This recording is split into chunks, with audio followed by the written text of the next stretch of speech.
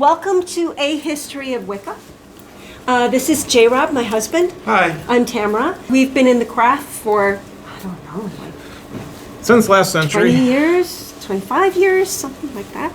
So we're going to just jump in really quickly. On the first panel, we saw a lot of images of witches depicted in modern times. And they are all empowered, and they're totally the kind of person anyone would want to be. And they're all in popular movies. Right. And television.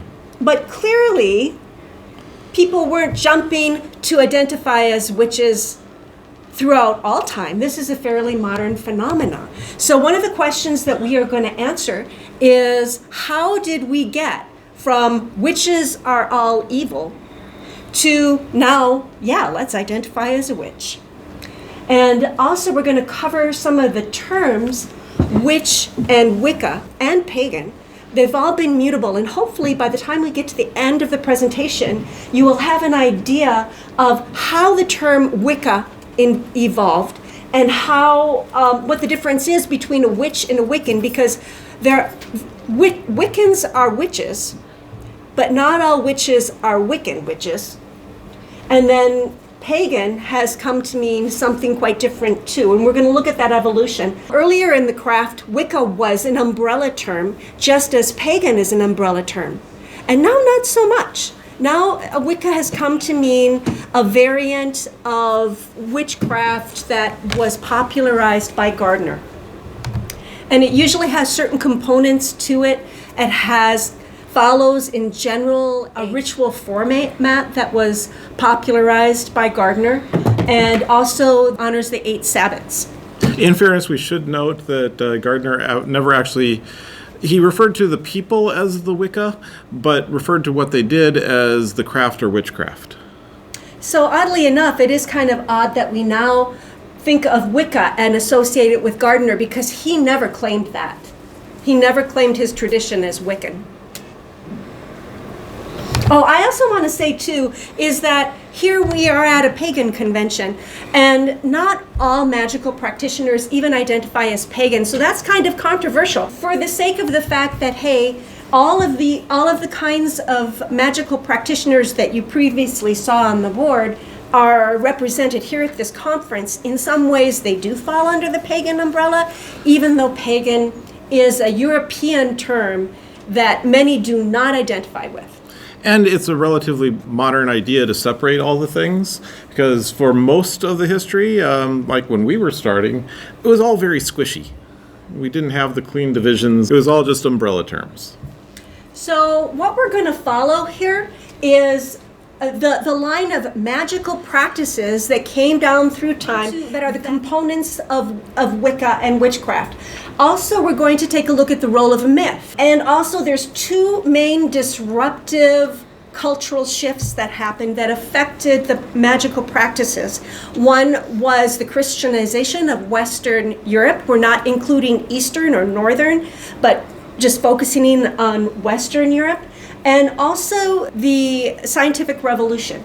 Now, the things that are far back in time, we're only going to spend a small amount of time on, even though they're fascinating, because we really want to spend most of our time on modern contributions to Wicca, but we kind of have to show where some of these came from and what were the influences. Here you'll see a variety of different types of magical practices. And all of them existed before the Christianization of Western Europe and after the Christianization of Western Europe. We all like to have that demarcation of, hey, there were pagans and then there were Christians, and it kind of makes it sound as though magical practice disappeared off the face of the earth after that happened, but it's really not true. In actual fact, the magical practices, even though they were suppressed and regulated, they did move forward and were practiced by Christian peoples. Often under the auspices of the church, they would hire sometimes ceremonial magicians or employ them, and they would summon demons. The caveat there is that they had to be summoning demons, and they had to be under their control. They were bound to their will, and they would serve the purposes of whatever the church said. Yeah, it was okay to summon a supposed to. demon as long as you weren't making friends with it. Now, you also see ceremonial magicians before the time of Christianity. The Egyptians and the Mesopotamians, there were ceremonial magicians there too. And you see it all throughout the Greco-Roman culture as well. And when we say astrologists and astronomers, those two things were often linked. And I want to say that they didn't have a division between magic and religion and science.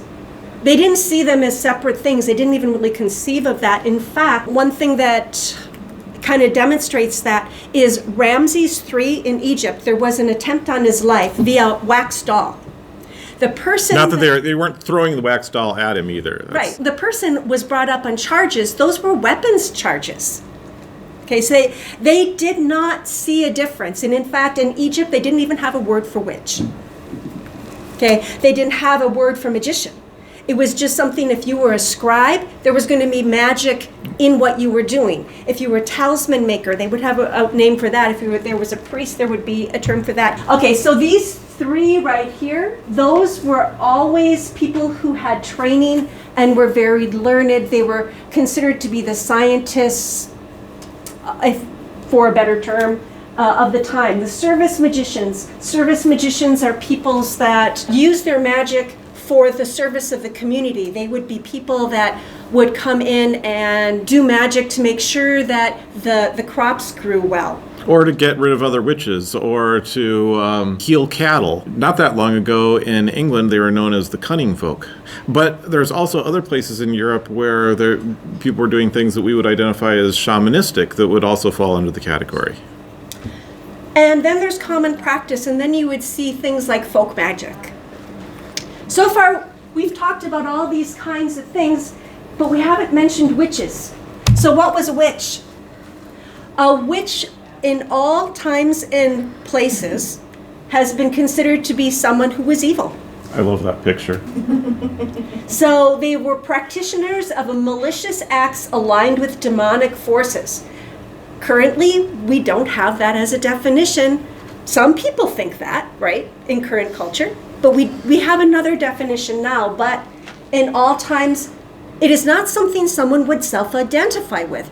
So we're going to talk about how we got from there to here. And in some times and places, it would be a practitioner of unsanctioned magic considered to be unwittingly influenced by demonic forces.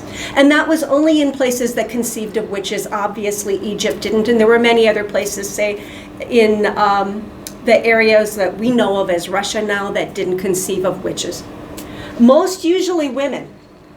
And we'll get to more about that later. So we have this paradox here.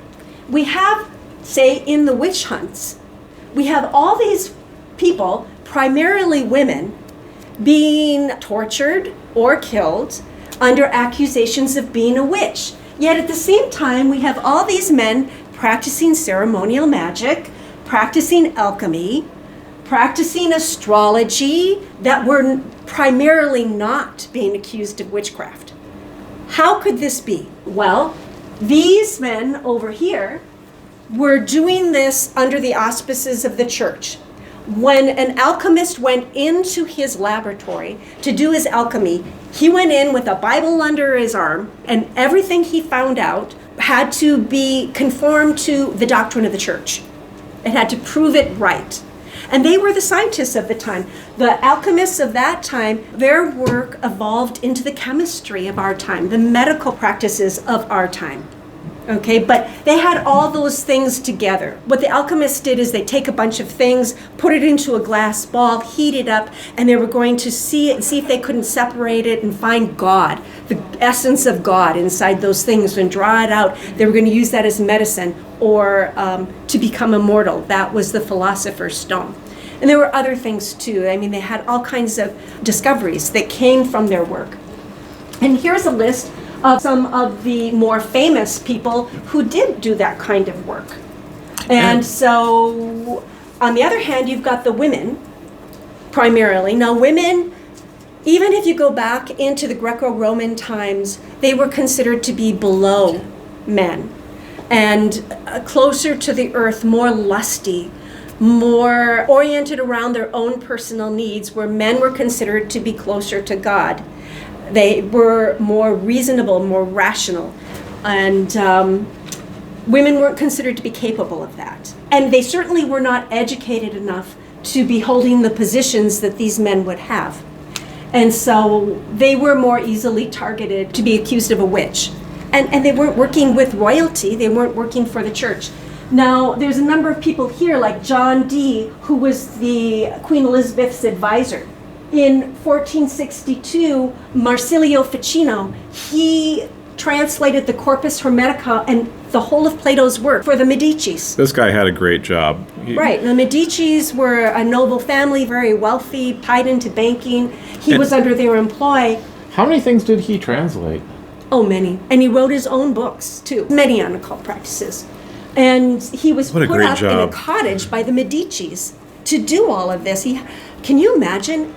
I mean, given your room, board, money, a cottage, land to be on, and you get to translate magical work.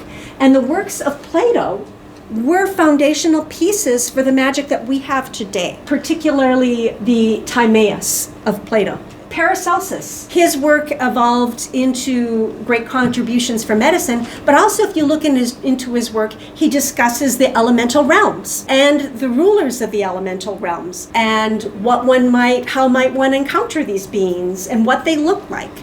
So his work definitely is connected and comes into being into our work here in our time. Agrippa, he kind of like walked the line there because he had a secret society. So he must have been doing things that were outside the auspices of the church. And he had his whole secret society that spread through Italy and France and England. And they all collaborated and wrote to each other. We have the letters now. Towards the end of his life, Agrippa wrote 3 huge books that are foundational pieces of magical practices even today. So yeah, when we consider Wicca and the origins of Wicca, we are looking at a large contribution of these people leading up to who we are. And we kind of have to move on from this panel, but I just want to say you can see that Rosicrucianism started in the 1600s. That was in that time period. And what will come into play later is the Lesser Key of Solomon was translated as well. So magic is bound by the church and the royalty. What changes that? What breaks the yoke of the church is the scientific revolution, where they decide, hey, we've got science that shows the Bible is wrong. The church doctrine is wrong. Why do we have to do what you say? And therefore also royalty is questioned because they have divine right to rule. And the scientific method is developed. So they start to take the scientific method and in the Age of Enlightenment apply it to social problems. And that's where you get revolutions for liberty and things like that. And literacy increases, so books are more available and more widely read, and these ideas are spreading. Along with that comes some of the magical practices.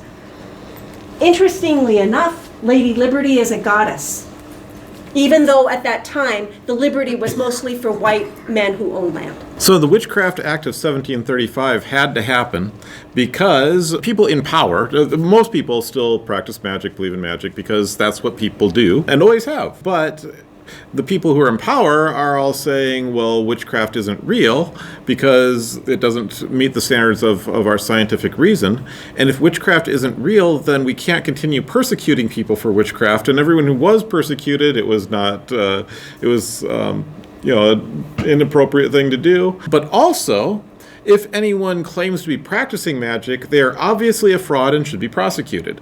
These are the main points of the Witchcraft Act of 1735, which ended the witch hunts in England, but then made it illegal to practice witchcraft, sort of. I mean, it still happened because there's still service magicians, there's still cunning folk, but as long as they didn't defraud people, didn't make predictions against the government. That was always a big one. If you made a prediction against the government, you were going to get prosecuted. For the most part, that ended the witch hunts, but yeah, it still didn't make witchcraft good. Now, after everything had become all reasonable, well, we've had Christianity that removed the emphasis on paganism, the myths, the connection to the gods of nature. And we've had the age of science and enlightenment, which made rational thinking important. But now people have, in the age of romanticism, now that they are more empowered and classism has been challenged, to re-emphasize on the gods of nature. Important things here are that people were starting to re-embrace paganism in a very real way. The literature of the time was more focused on the different deities. Hymn to Pan. Oh, I love that poem. It's so good if you have a chance to read it. There was a study done to figure out which gods were the most popular. Venus was like super popular, but Diana was more the focus of the poem. You know, lots of them mentioned Venus, but a lot of them dedicated their poems to Diana. It was huge. So this is going to be an important ingredient to modern Wicca. Some of the things that came forward in the age of romanticism, and we'll see how that happens in a little bit. And down here, female writers start to be a thing in that time, novelists. And in their work, they're starting to come forward and trying to show the world what the life of a woman is. We've had liberty and freedom for rich white men with land. Now other people want it too. And it just starts to kind of like stir around here in the early 1800s, really starts to get kicking in the 1820s. And this is going to have a huge impact later on Wicca.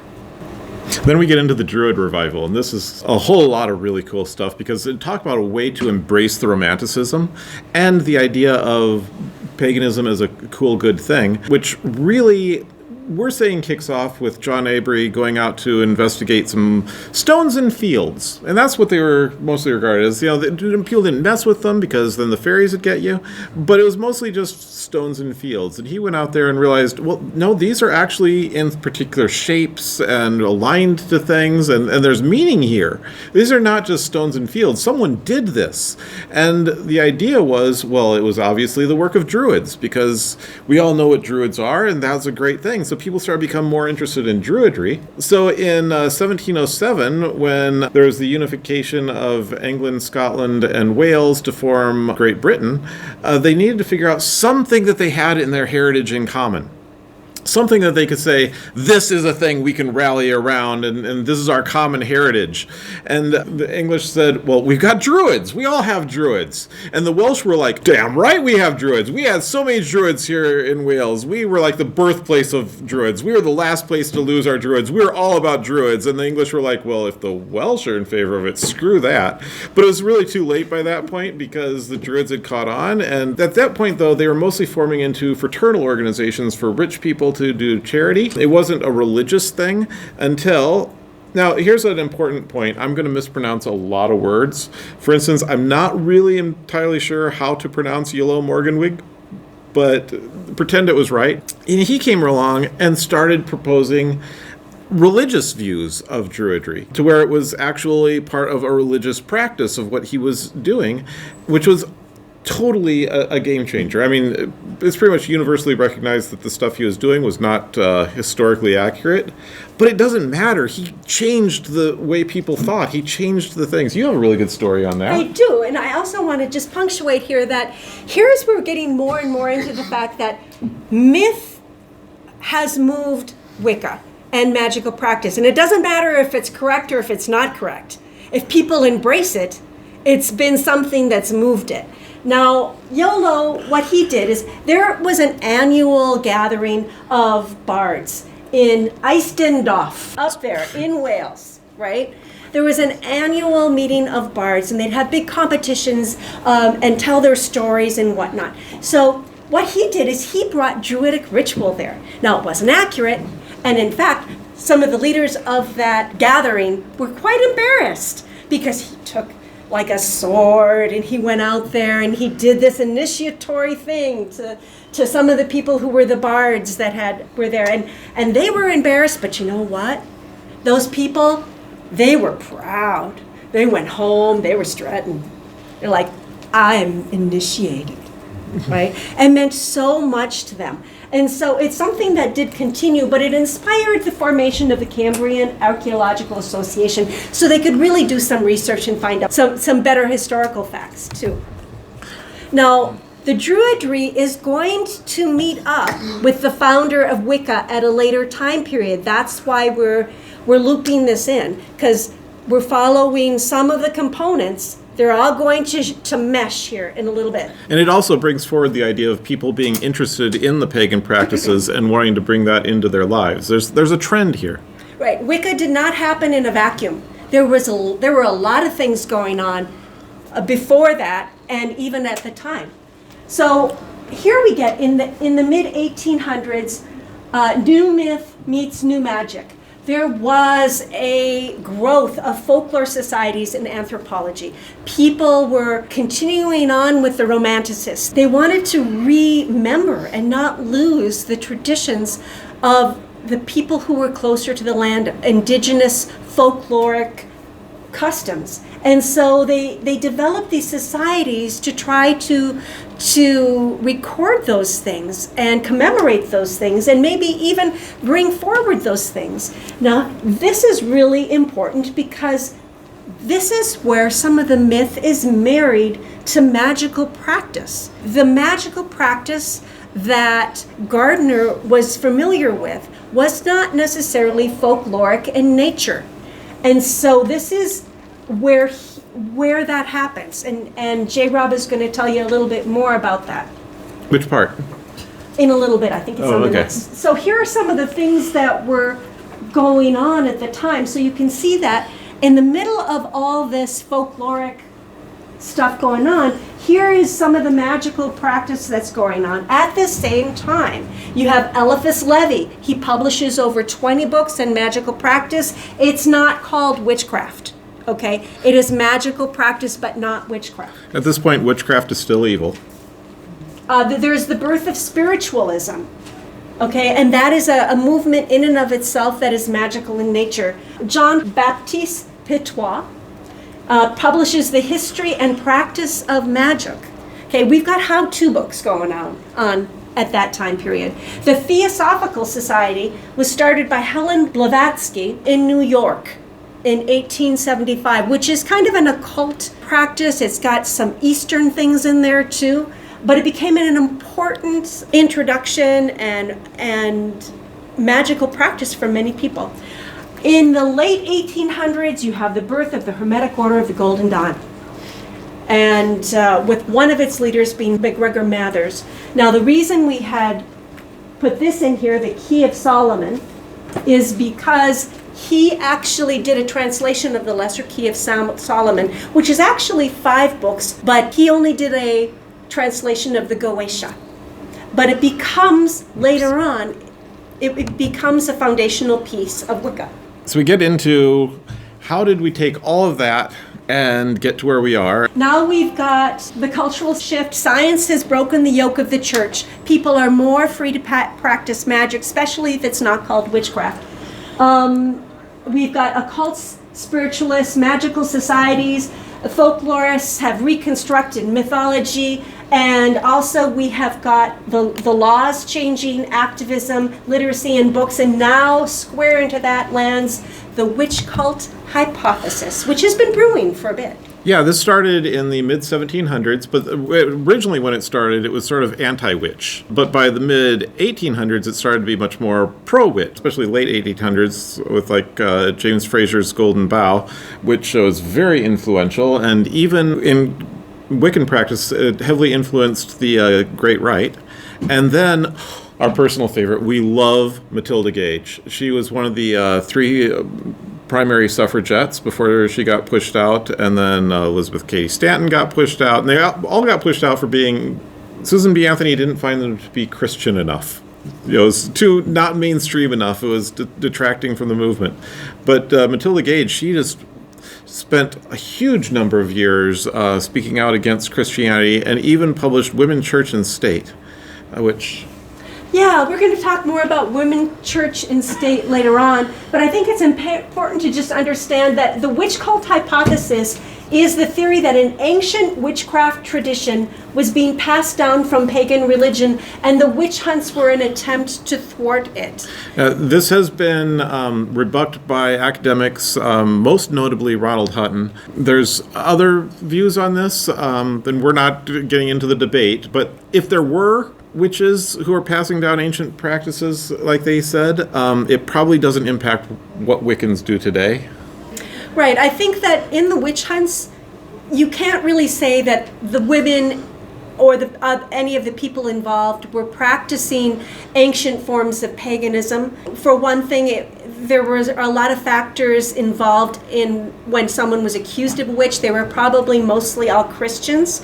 If they were practicing some sort of a folk custom that had evolved down through the years or whatnot, they were Christians practicing that. There may have been a few pockets of practicing pagans, but they would have been pretty hard to find and maybe remote. I think Andres has some excellent workshops where he has been looking for present-day surviving pagan cultures. But I don't think that the people that were persecuted in the witch trials were primarily anything of those. The witch cult hypothesis was put forth by Sir James Fraser in The Golden Bough. Matilda Gage also includes it in her book, Woman, Church, and State. Leland publishes it in The Gospel of the Witches. Margaret Murray. We will talk quite a bit about her later. Right, and Robert Graves as well. This is a really popular theory, and the growth of Wicca is hugely driven by this hypothesis. So here we have the ingredients for Wicca in place. What is a witch? Practitioners of malicious acts aligned with demonic forces, any practitioner of unsanctioned magic, and suddenly it's also going to be, we see, feminists embracing the term as a source of power and a symbol of persecution through new myth, feminists who embrace goddess spirituality. So this is where we see that feminist things start to take some traction. But we aren't quite there yet. We have to figure out, why would anyone self-identify as a witch? Still, there's still at this point in the chronology, witches are evil. We have to get to why they would do this. Okay, here we follow the magic bouncing crystal ball and landed into the middle of the 1800s with Matilda Joslyn Gage. How many people here know what coverture is? No coverture? You know coverture? Okay, coverture. This is a situation in which when a woman becomes married, she loses her legal identity. She comes under the auspices of her husband. Okay, she does not own her own things, right? Even her clothing is owned by her husband. She could not property. She could not serve on a jury. So if she was prosecuted for something, there is very rarely were there any female jurists. Usually it would be a special panel convened for matters of determining pregnancy, that type of a thing. Women, single women had more rights than married women.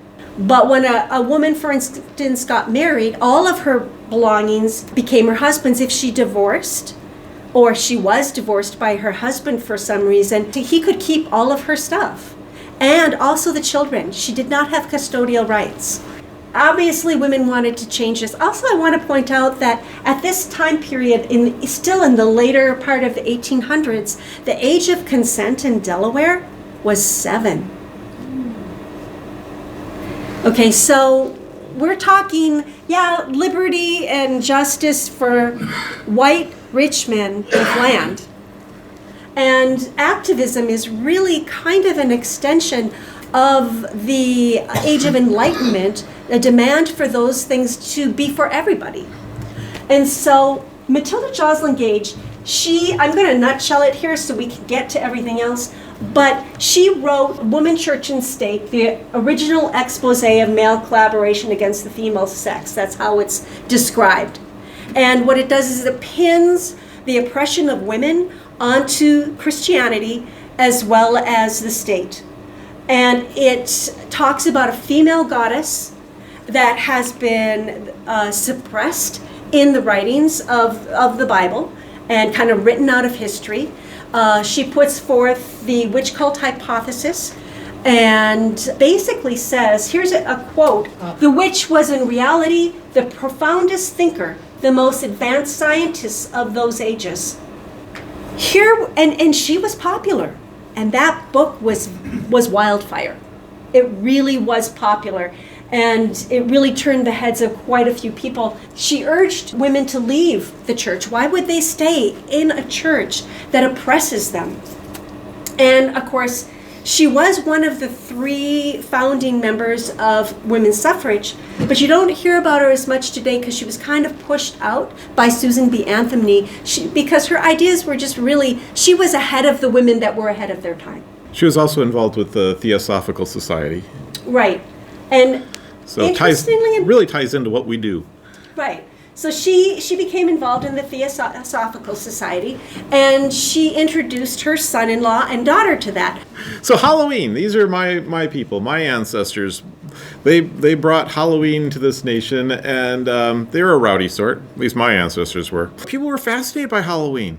It was this wild and wonderful and interesting thing that people were into. But being, the proper New England people, there had to be the idea of how do we throw a proper Halloween party? Because this is an opportunity for young people to get together and court, and young women and young men to form good relationships. And so the entire idea of having a good Halloween party meant that people can't dress up as scary witches anymore. And so, thanks to white middle to upper class women, Halloween had transformed from a foreign ethnic folk holiday of Ireland and British Isles to an annual widespread American tradition. And this was basically so women could meet potential mates. Yes. Which leads us to the idea of witches getting good press. Did you want to? Well, I was just going to tie in L. Frank Baum. Yes. That is the son-in-law of Matilda Gage. Yes, the guy who wrote The Wonderful Wizard of Oz.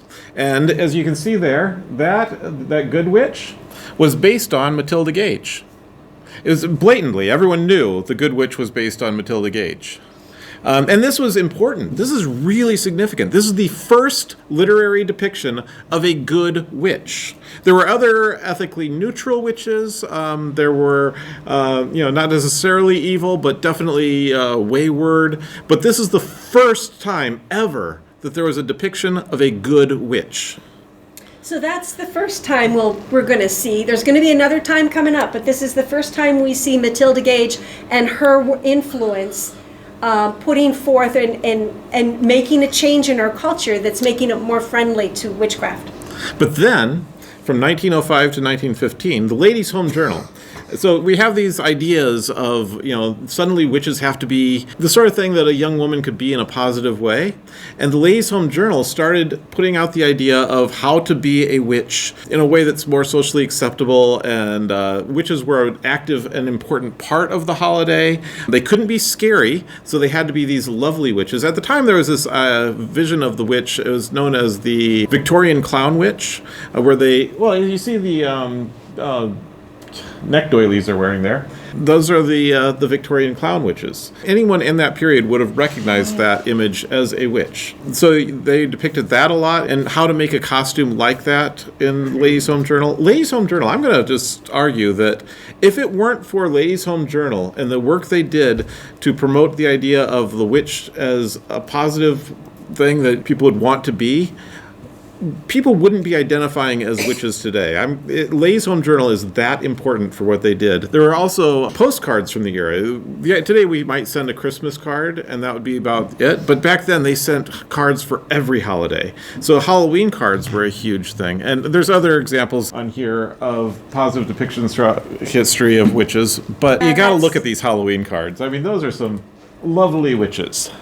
But in Ladies' Home Journal, the Ipswich Hosiery Company, these are how they were depicting it. And I actually went to the actual Ladies' Home Journals from that time, found the PDFs online, downloaded the images. These are, I can confirm, from the era that we're talking about. So at that point, a witch was considered to be beautiful and empowering enough that they wanted to drive their ads with it.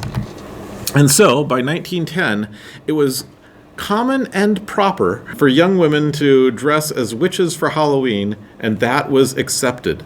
I mean, what a shift. In 15 years, witches went from evil, no one would want to be one, to young women proudly dressing as witches, and that's just okay. Huge shift.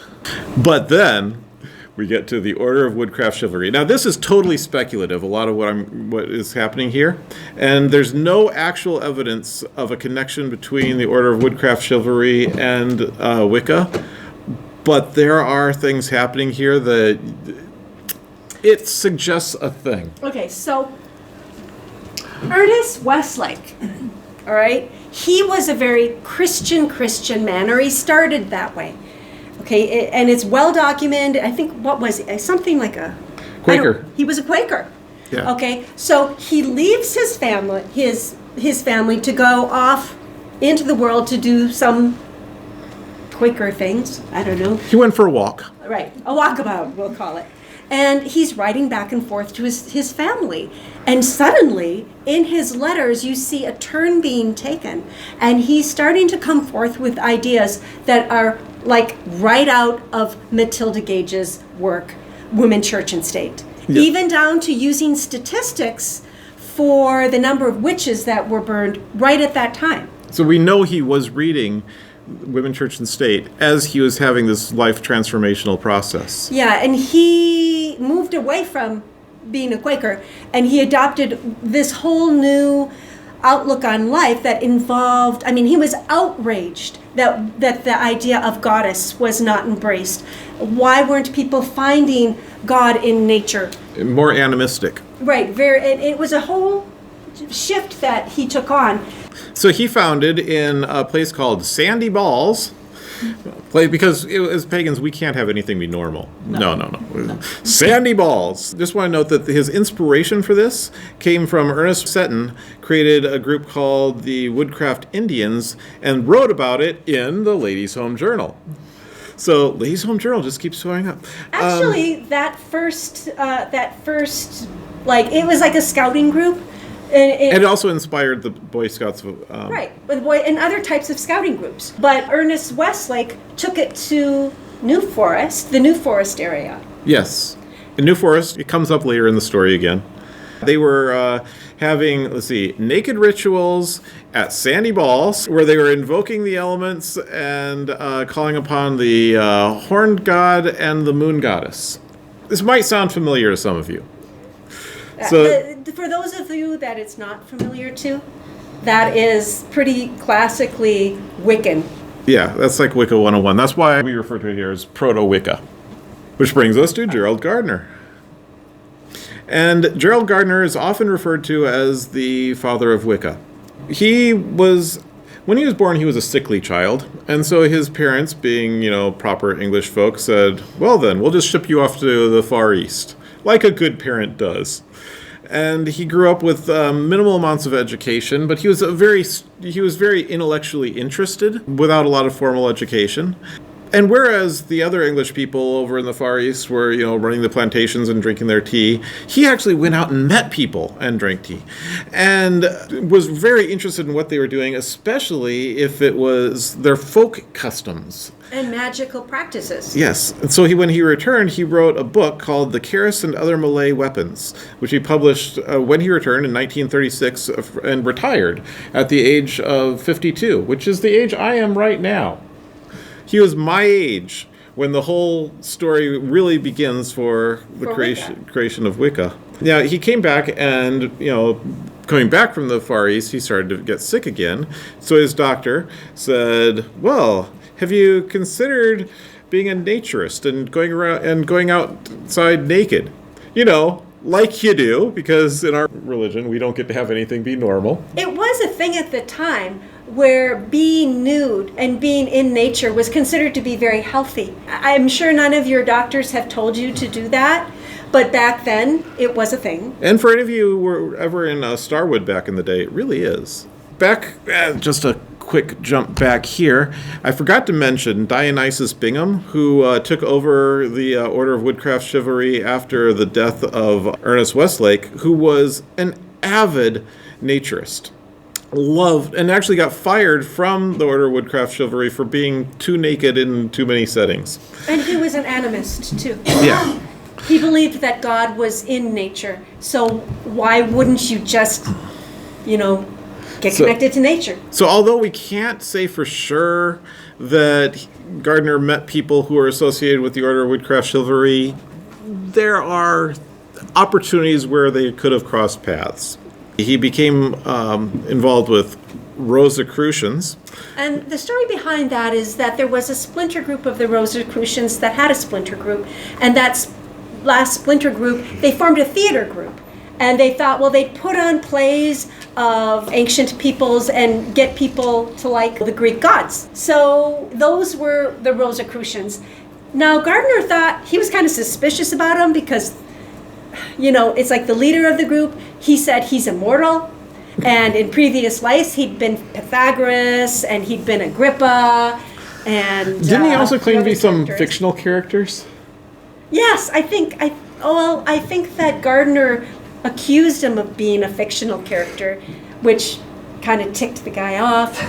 But then they also said that there was a lantern hanging from their ceiling that was actually the Holy Grail. And so Gardner really he just wasn't really impressed with them. However, there were other people who were seeking magic like he was. And the people that were in that group actually were people he respected in their magical practice. And they were, again, all in the New Forest area. 17 miles from Sandy Balls. Mm-hmm. That is a connection that we will follow later in the presentation because it's very important, because Gardner becomes initiated into a coven in the New Forest area. And so there are theories that the coven that Gardner was initiated into was actually a remnant of the woodcraft chivalry group that were still practicing in the area.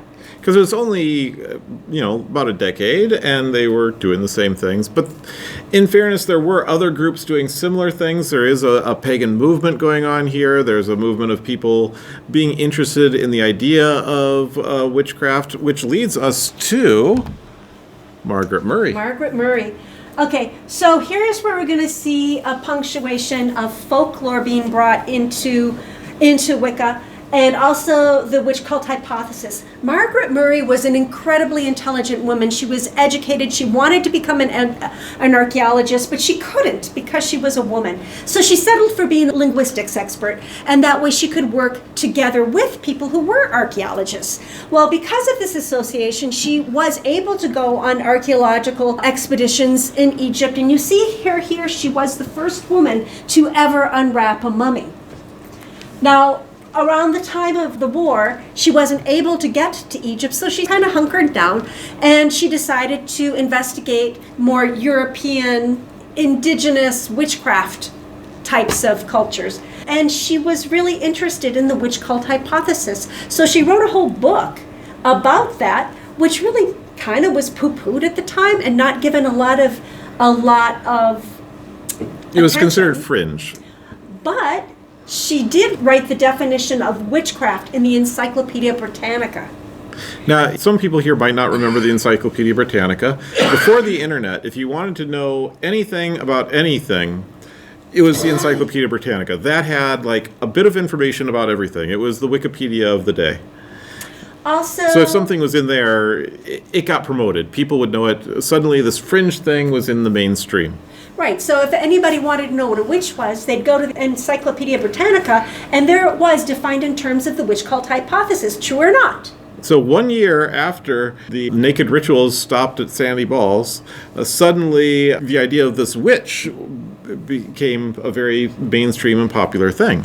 Also, I'd like to point out, too, that Margaret Murray's book, in there she did detail practices of witchcraft, which she took from some of the witchcraft trials, and particularly Isabel Gowdy. Okay, but Isabel Gowdy was kind of an outlier on the things that she The confessed confessions, to. yeah. You don't see the things that she said. You don't see replicated in other, For in instance, other confessions. the word coven. She was the first person that we know of to use the word coven and to declare that it consisted of 13 witches. That's where we get it. This one outlier confession. But another thing I'd like to point out and when it comes to practicing witchcraft, people wanted to. So they looked to what was written. And some people started practicing based upon some of the things that Margaret Murray said, which is fine. We were getting witchcraft. Then there's Ross Nichols. Now, given that we have a lot of Druids at the gathering, Ross Nichols was the founder of the Order of Bards, Ovads, and Druids. Very, very well-known guy. But before that, in 1949, he was the editor of the Occult Observer, and where a guy named Mir Bashir wrote a story entitled The Book of Shadows. Now, there's no reason to actually read it. It's not a very good story.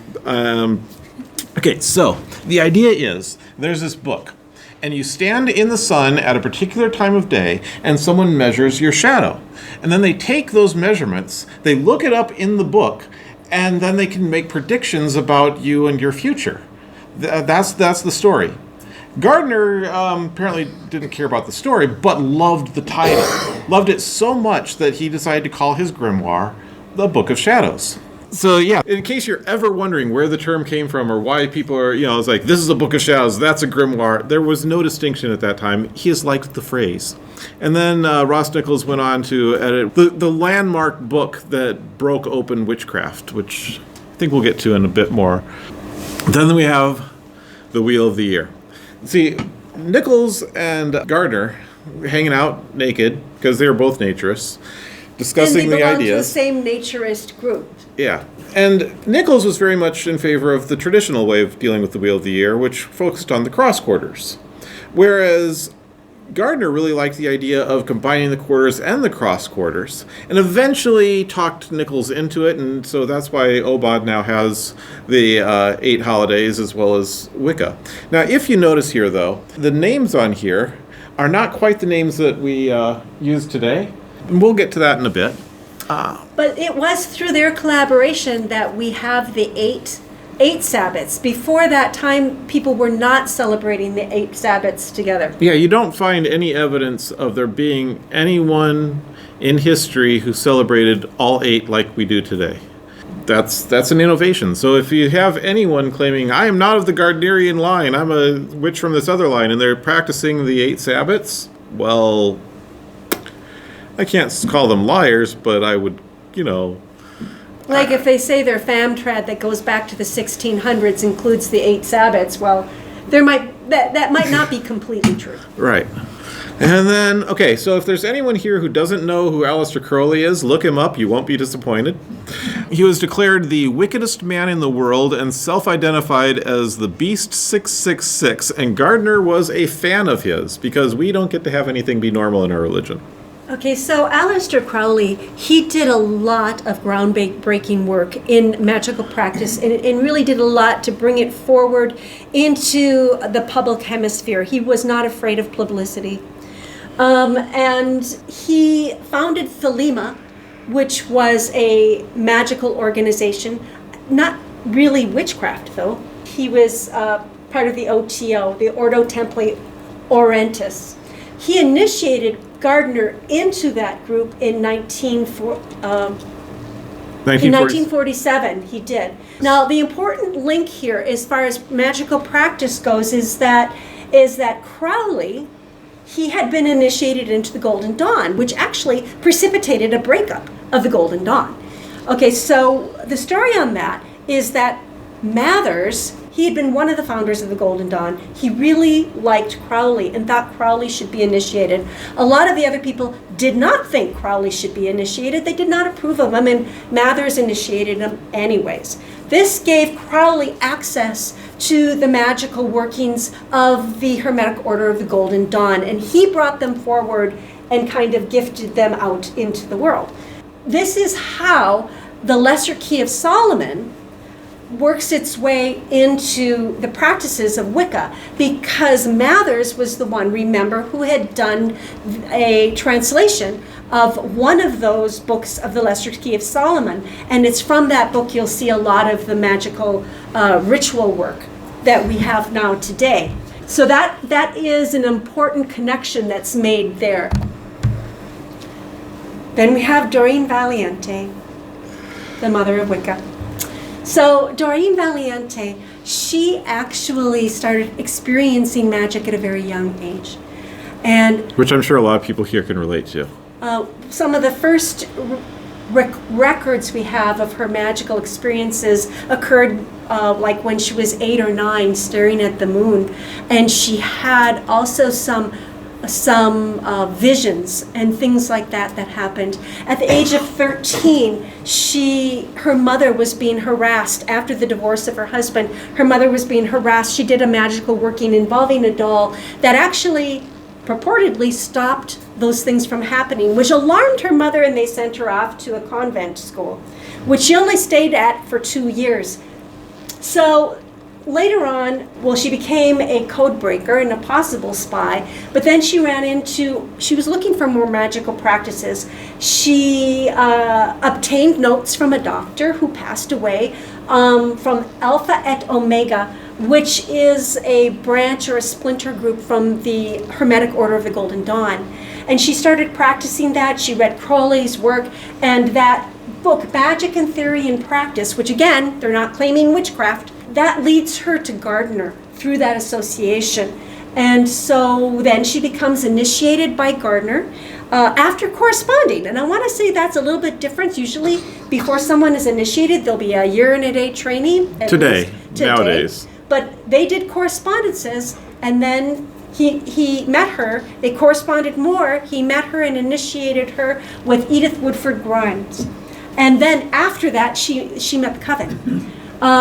She went on later to be an editor of Gardner's work. She also rewrote his work. She decrowlified his work. She did not like Crowley. She considered him to be a nasty piece of work. I think that's what she called him. But a lot of the things that we see that are written now were either edited or written or recrafted by Doreen Valiente, who was his high priestess for at least four years. She went from being initiated very quickly into being a high priestess, and they had a falling out because he wanted to be really in the public eye, but she wasn't even out to her mother yet. She didn't even tell her husband when she was initiated. So they had a falling out. She split off with the coven with another member, and then she went on to practice in other coven settings and train in other traditions. So another contribution of Doreen Valiente is it is said she democratized Wicca. How did she do that? Well, her experience when she was working with Gardner and also other covens, we were allowed to call ourselves high priestesses, witch queens, and similar fancy titles, but we were still in the position of having men running things and women doing as men directed. Okay, so she worked in a feminist way in the craft to make changes to that, and she did. She contributed to Janet and Stuart Farrar's work, the 2 books, 8 Sabbats for Witches and The Witch's Way. They contacted her, and she gave them the down low on Gardner's work. What were the changes? What were the sources? And all of that. And so that they could then publish these books to combat some garbled versions. Lady Sheba and Cardell had come out with some works that she did not feel were very accurate, or she didn't approve of those. So they put out the 8 Sabbats and The Witch's Way, and when you combine that with Witchcraft Tomorrow, which explains how people can initiate themselves as witch, well, that puts the hands of Wiccan practice into people's hands. And this is an important practice. When you have how-to books going out there, you have Wicca spreading because people want it and they will practice it. She also did many other books. She was a force in and of herself, and she spoke on the BBC and just all around. So we have most of the ingredients in place, but Wicca still can't truly grow because with the Witchcraft Act of 1735, witchcraft is still illegal. So in 1951, the Witchcraft Act of 1735 was repealed because magic is real. In 1943, Helen Duncan was jailed under the Witchcraft Act because she was a medium and connected with a soldier who had died in the war. The problem with this was that the fact that this soldier had died was a state secret. So no one was supposed to know that he had died because, that would put other soldiers at risk. So they put her in jail. But the problem was that she obviously wasn't defrauding anyone because she was coming up with a prediction she couldn't have known any other way. Connecting with someone who no one had known had died kind of proves that what she was doing was real. Plus, there was so much documentation from the spiritualist community that what they were doing was real. So there was science. There's still science. People always say there's no scientific proof. There's tons of scientific proof. So they had to repeal it because magic is real, and it was replaced then with the Fraudulent Mediums Act, which is a little more reasonable. So then, after it was repealed, Gardner was free to promote Wicca. And witchcraft, they was calling it, wouldn't have been Wicca quite yet, and got involved with the Museum of Witchcraft. But then in 1954 published his book, which was edited by Ross Nichols. Okay, in 1958, this was a really big deal. He went on the BBC program Panorama, viewed by 12 million people, who for the first time were seeing this guy calling himself a witch. And the guy, in charge of this program, he was just grilling Gardner. And Gardner was, just staying calm and cool and answering his questions. This guy was just pounding on him with all these he was like, you're calling yourself a witch, so you're evil, and doing all these. And he's like, no, we don't worship Satan. We don't do all those things. We're just natural, normal, good people. And suddenly, with that, he started getting so many people calling him and writing him interested. And this was basically the moment where it went from this sort of fringe thing to the movement that we head into. I want to say, too, that here you see the ties between some of the people that we have discussed. Gardner publishes Witchcraft Today. The introduction was written by Margaret Murray and edited by Ross Nichols, who was the Druidic person we had spoken of before. And then Doreen Valiente came in and rewrote and kind of whipped into shape some of his work and edited it because apparently, she was a much better writer than he was. Brilliant. Brilliant. So we've mostly been talking about Gardner, but we have to note that there are a lot of types of Wicca out there, and not all of them claim to be of Gardnerian lineage. So, we're not just stressing Gardner, it's just that Gardner was the first great promoter of Wicca. But there were other people who promoted Wicca. For instance, Alex Sanders, who we know from Alexandrianism. He was involved with some... I view them as witchcraft exploitation films. So the idea of people practicing naked, he was like, okay, and let's get it on film, and we'll show this to the world. Titillation is still interest and drawing attention. And scary music in the background, too. Yeah. But then we get some really impressive people who are truly important to the craft, like Janet and Stuart Farrar. And let's see, that's Janet right there, the naked woman in the middle. I heard her speak one time, and she was talking about how when this was taken, she wasn't practicing. They basically brought her in because she was beautiful and they wanted her to represent things in the photos. But then she started to become interested in it, and it wasn't long before she and Stuart moved to Ireland. And it's argued that half of all Wiccans in Ireland can trace their lineage through her, and people around the world can trace their lineage through her. I think we can, right? Yeah. Yeah. So, hugely influential.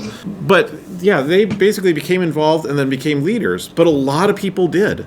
I mean, there's a huge list of people who became involved and then within a year were doing monumental work. They were writing books that showed other people how to do the craft. So they really, they were bootstrapping it along there. I mean, they got in, and within a year, they were moving and shaping the craft. Yes, including Raymond Buckland, the man who brought Wicca to America. He moved to America, then started corresponding with Gardner, then went over to Scotland and got initiated in, not by Gardner, but Gardner was at the initiation, came back, and then became the Gardnerian representative in America. So anytime people would contact certain groups in England about this who were from America, they would defer them back to Buckland, who then started correspondence courses and wrote books. So it's like, he got initiated, and then boom, he's doing all the things. Now, when I was looking for pictures to put in here, most of them have him being, the ceremonial, very serious. But then I found videos of him on YouTube where he is doing stand-up comedy. And it's like, I can't put that serious picture here. I can't look at him now without thinking, I saw you making fart jokes. Seriously, it's surprisingly good fart jokes. So one of the biggest important things about here is his complete book of witchcraft. He was a prolific writer, and this again was a way of putting the craft into many, many people who couldn't be initiated into and trained within a coven setting. They could pick up the Big Blue Book and they could start practicing. Yeah, Uncle Bucky's Big Blue Book was a textbook for so many covens, which really need to point out a little difference between USA and Britain. Now, the religion was born in Britain, but grew up in the United States. Now, in Britain, even today, the Wiccans are more likely to be upper middle class, conservative. Gardner was actually a member of the Conservative Party and active in it, and they can usually trace their lineage through small groups. Whereas in the USA, we tend to be less affluent, more activist, more likely to go to camping festivals. At least we used to go to camping festivals, and we have more how-to manuals. So we head into the USA, and we have the 60s and the 70s, where we have innovation. And we have amazing things happening, like the Church of All Worlds, which is often regarded as the beginning of paganism in America. There were other groups that were around before them, like the creation of the fairy tradition, but the Church of All Worlds was sort of like the big name that really got things rolling and did some amazing stuff, like Green Egg magazine. Long before the internet, we needed a way to communicate, and Green Egg was how it happened. That was a lot of the things that we do today came out of Green Egg magazine. Like in 1974, Aidan Kelly renamed some of the Sabbats. Now, okay, Litha for Midsummer. There is actual historic evidence from the Venerable Bede for being able to believe that there were ancient people who referred to that holiday as Litha. But Ostara and Mabon, especially Mabon, he just completely made that up. There's no getting around it. If you went back in time and referred to the thing as Mabon, people would just like, what are you talking about? We've never heard of such a thing. But it caught on, and today it's just standard. People just call it that, and that came out of Green Egg magazine. Then there was the Pagan Way. Now, Pagan Way was basically, they had a book and correspondence courses for how to do the stuff that today we call Wicca. And they all corresponded on coming up with how they were going to do this through the mail, snail mail, to figure out all the details. And they lived all over the world. For most of the liturgies in Pagan Way were written by Ed Fitch on buses in Germany where he was in the military.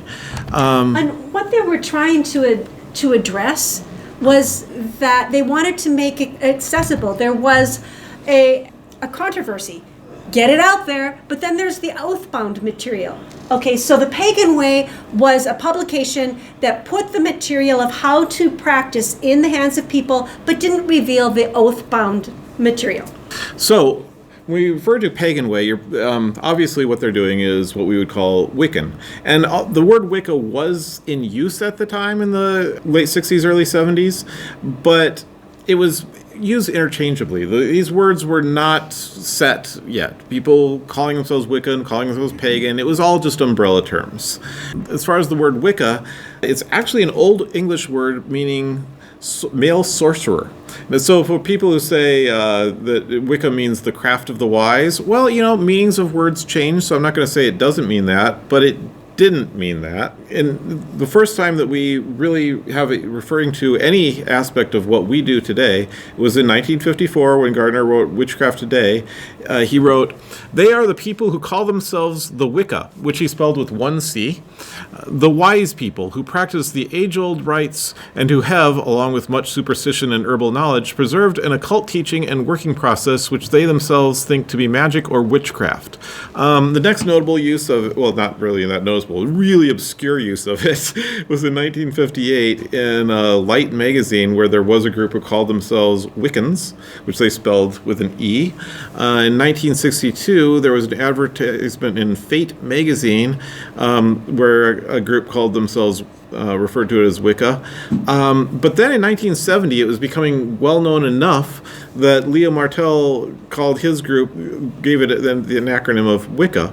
So there was a lot of growth in it. I do want to note in 1989, now there were other books that had Wicca in the title before this, but the first book with an international distribution that you could find in a bookstore was Wicca, A Guide to the Solitary Practitioner by Scott Cunningham.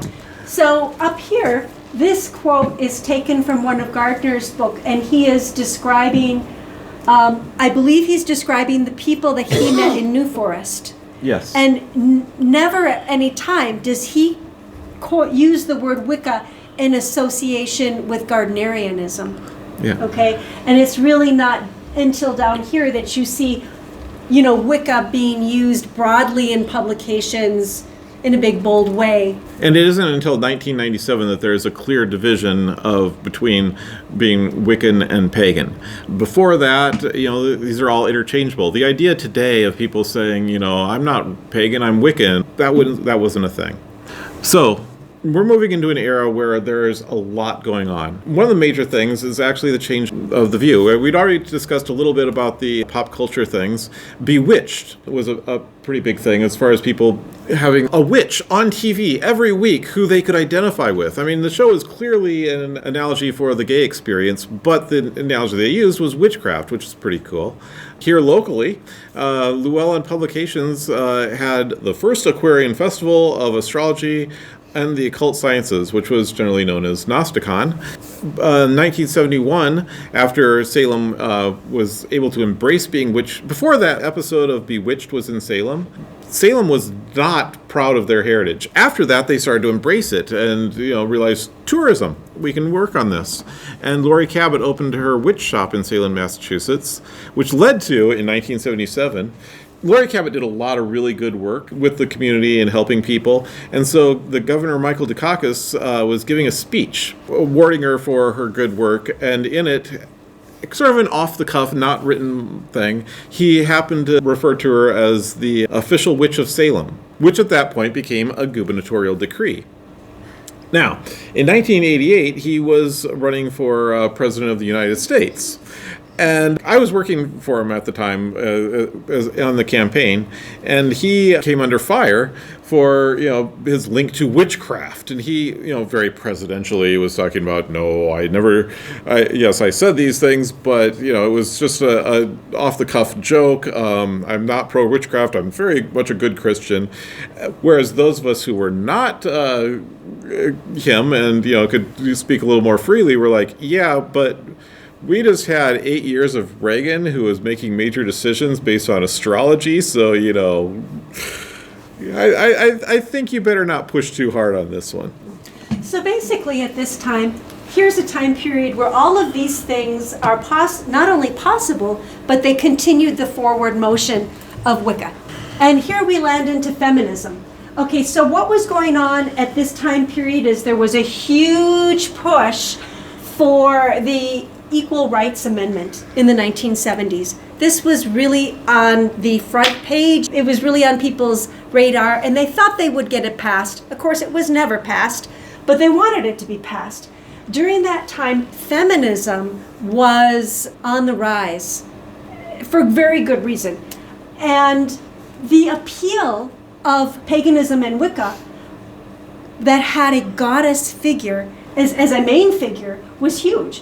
Women are statistically more religious than men, and in 2010, pagan census focused on USA found 71% of the pagans in that survey were female. people self-identifying as pagan were female.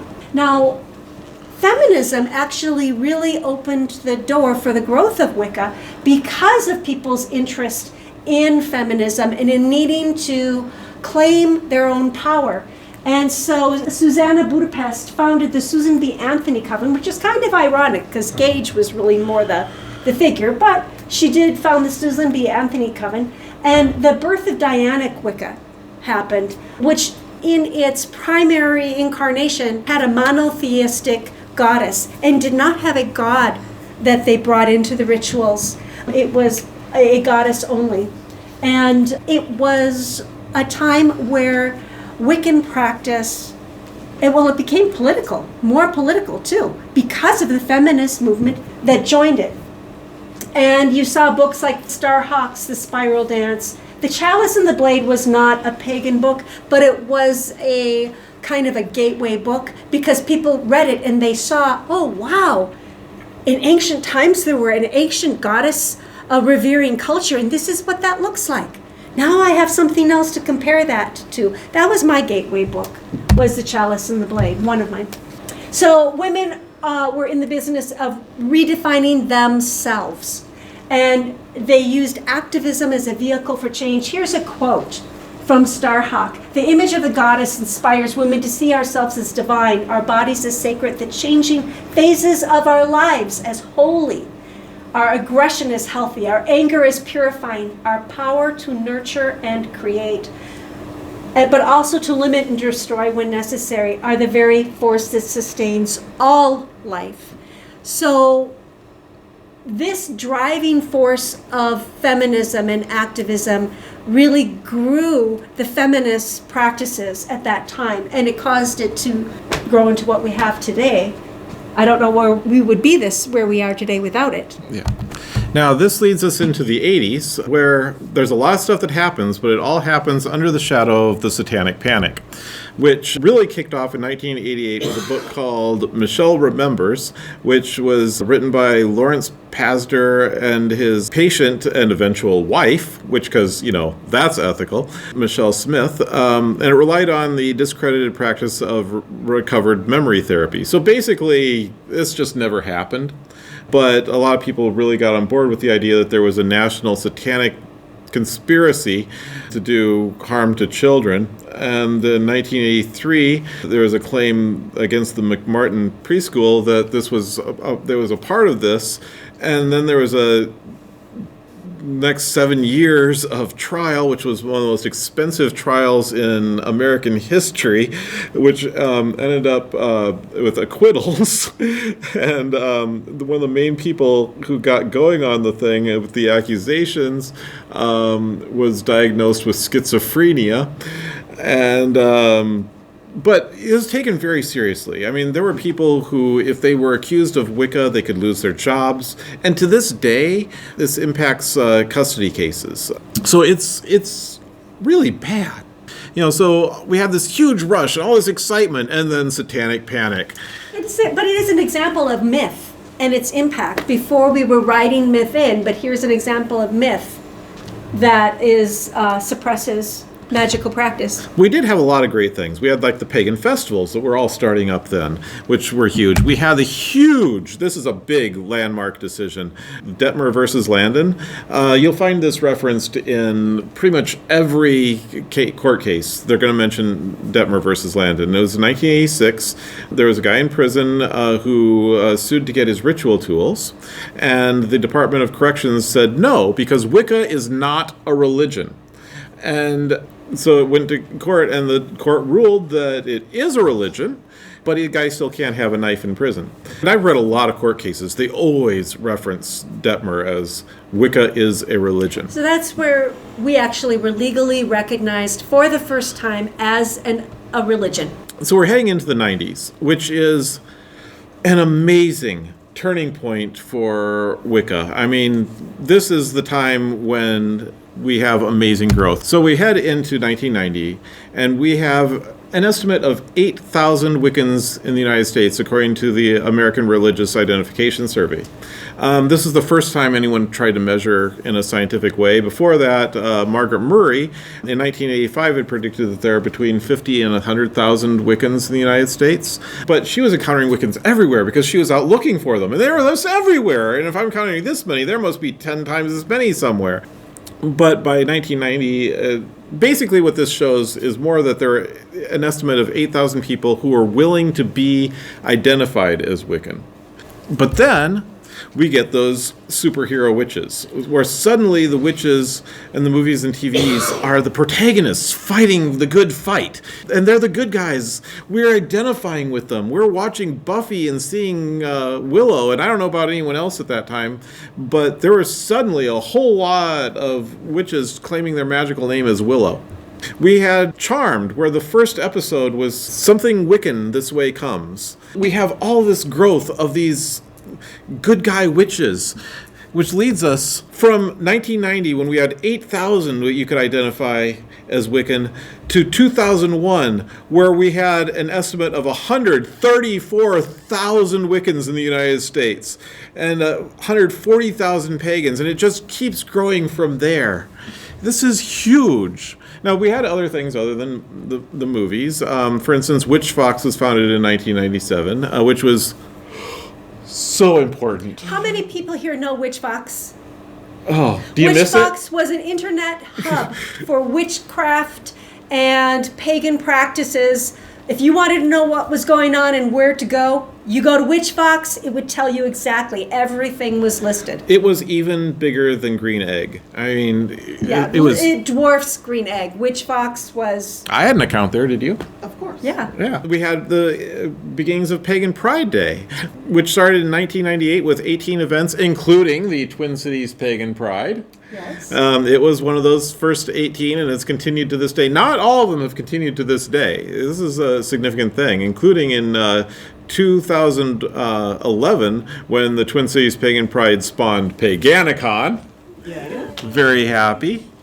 We had court cases where people could suddenly wear pentacles in school. Before then, they were like, no, you can't wear that satanic stuff in school. Which is really something. You can't even wear your own religious symbol. Yeah. And so people actually went to the effort of going to court.